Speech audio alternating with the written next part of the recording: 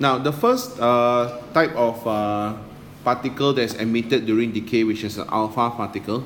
So what is an alpha particle? Alpha particle is basically a nucleus of helium. Alright, so nucleus of helium means yes, the symbol 42He lah.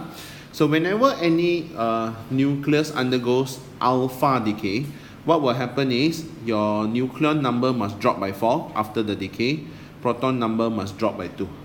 Then only you get the alpha coming out. Okay, so you must remember that. Next, we're going to talk about beta minus decay. Beta plus decay we do later. So beta minus decay is when the neutron splits to become a proton and electron.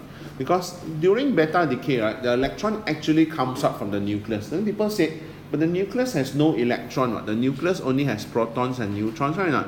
So where does the electron come from? It actually comes from the nucleus when one neutron splits to become a proton and an electron. So the proton remains behind in the nucleus, the electron comes out as a beta. So this beta it has exactly the same characteristic as an electron. Alright, same charge, same mass, alright? This is actually an electron. So what you will notice that in the beta decay, the equation, right, after beta decay, the proton number must plus 1. Why plus 1? When your neutron becomes a proton and leaves it behind, that means you have excess 1 proton, right? That means your number of protons will increase by 1. But your number of neutrons will decrease by 1, which is why your nucleon number no change.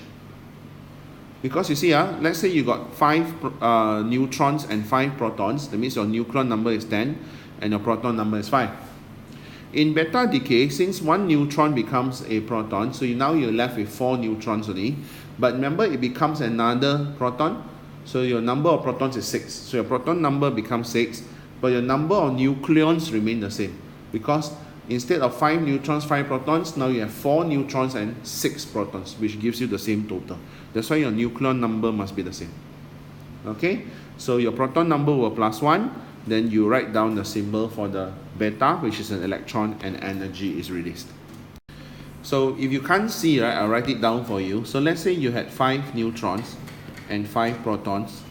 So after the beta decay, since 1 neutron has become a proton, so you're left with 4 neutrons, right? But you'll become 6 protons. So you will see that the proton number will plus 1. But when you find the nucleon number is the total number of protons and neutrons. If you add up together, you get 10. And here you add up, you also get 10. That's why the nucleon number will remain the same, but the proton number will plus 1. What about gamma? Gamma is actually an EM radiation, as what we learned. So therefore, it has no effect to your proton number and your nucleon number. Alright, so it's the easiest. And you must always remember gamma accompanies alpha or alpha or beta. It comes out together with them. So it's never a lone one. So the last part that we're going to learn is a comparison between alpha, beta, and gamma. So firstly, let's talk about the nature first. So alpha is actually high-speed helium nucleus. Beta is actually high-speed electron, and gamma is EM radiation. So that one we learned already. So let's talk about ionizing power, penetrating power, and the effect in the magnetic electric fields, and also the speed. Firstly, let's talk about ionizing power. Among the three, your alpha will have the greatest ionization, followed by beta, followed by gamma. Now, reason is very simple. Between these three, your alpha is the biggest because it's a nucleus of helium. And your beta is slightly smaller because it's actually just an electron. And your gamma is not even a particle, it's just a wave. Alright? So what will happen is, because alpha is big, it tends to be able to ionize. How does it ionize?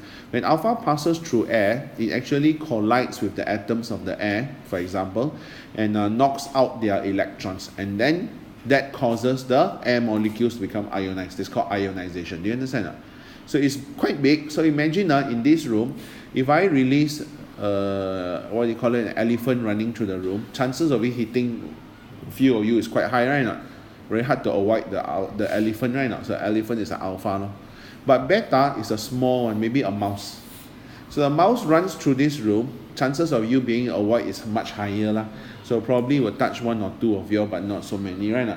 So the ionization is less. And gamma, how it ionizes is very unique.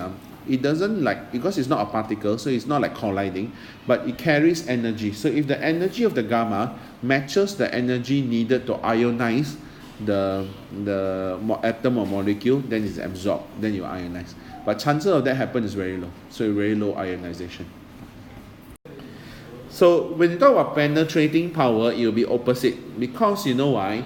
The higher the ionization, that means, for example, the alpha, why is it able to ionize so many atoms or molecules along the way? Because it collides with all the atoms and molecules, right?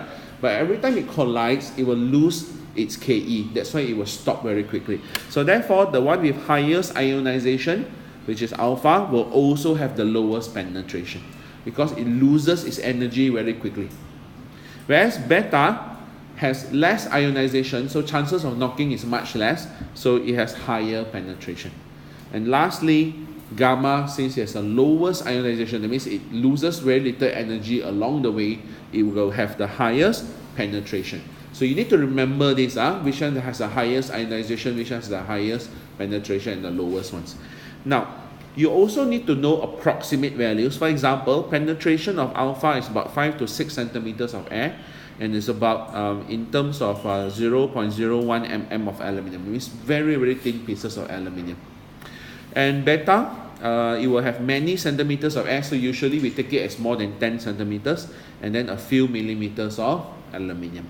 And gamma, very high penetration, so you need about 10 meters of concrete, or maybe a few centimeters of lead, okay, that will be able to stop the gamma.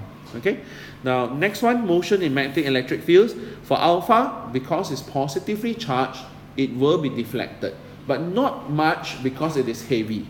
You compare to beta, now beta is negatively charged, and it is much lighter, because you remember alpha is a nucleus of helium, so the mass is 4 times 1.66 times 10 to the power negative 27 kg, whereas the mass of beta is 9.11 times 10 to the negative 31 kg. So 10 to the power negative 27, 10 to the power negative 31 is about 1,000 times lighter. So therefore, it's easier to manipulate. That means it will actually undergo large deflection, and in the opposite direction to alpha, because it's negative, it's positive. Gamma has no deflection because it is not a particle, it's not charged. And what about speed? So speed, also remember, alpha is about 0.1 of c. C is the speed of light in vacuum, so it's about 3 times 10 to the power 7. Beta is about 0.9 c, slightly less than the speed of light. And gamma is an EM radiation, so it will travel at the speed of light.